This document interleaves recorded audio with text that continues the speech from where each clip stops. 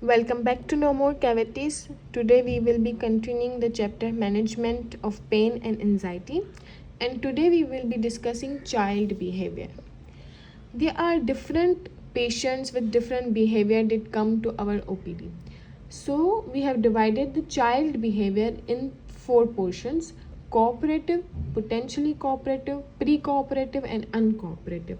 The cooperative one always cooperates, but the potentially cooperative are those who can cooperate in simple examination, but they cannot cooperate in operative procedures. Like they will 50% cooperate and 50% not. In simple examination they will cooperate, but in operative procedures they will not cooperate. What are the simple examination procedures? Such as fissure and sealants, they will cooperate when you will provide fissure and sealants because this is pain free procedure. But in operative procedure they will not cooperate, such as extractions, because it is a painful procedure. Then comes the pre-cooperative. The pre-cooperative are those that cannot communicate with you. If a patient cannot communicate with you, it is impossible for them to cooperate with you because they are immature. But there are chances that when they get mature, they can cooperate because they can communicate later. And the uncooperative one are those that are totally anxious, either they have any specific disability. So they zero cooperate. Cooperative one, they fully cooperate. Potentially cooperate, they can cooperate in simple examination but not in operative procedure. Pre-cooperative, they cannot communicate with you, so they cannot cooperate, but when they get mature they will cooperate.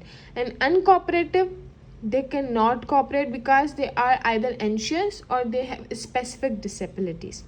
How to manage those who are potentially cooperative? You can manage them by good behavior management and full treatment planning if they are asymptomatic.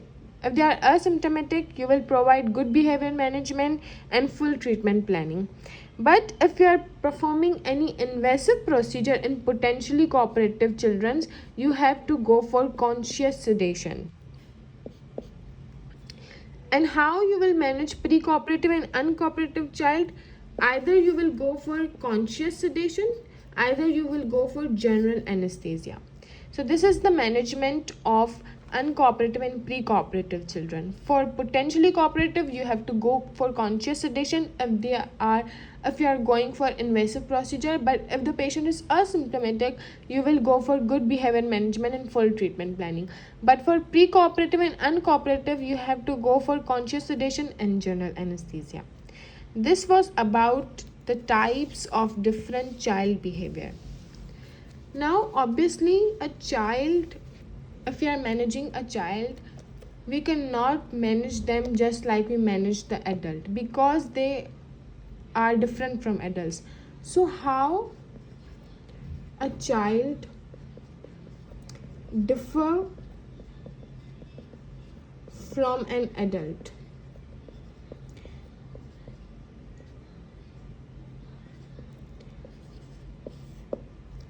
There are different things in which a child is different from an adult. And what are they? First of all, the child are hypoxic more than an adult. They have small veins. They are anatomically, physiologically, emotionally and psychologically also different. How they are anatomically different? Because they have large head, large tongue, large adenoids, large tonsils. They have U-shaped larynx, U-shaped larynx, and they have narrow pharynx, U-shaped larynx but narrow pharynx.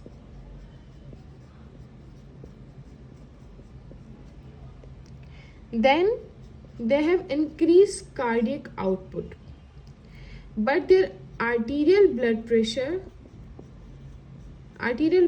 is very low, and they are very prone to upper respiratory tract infections.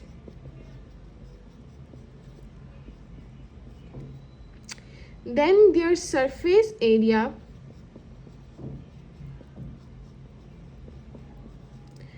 to body weight ratio is very high, surface area to body weight ratio, and they have increased metabolic rate.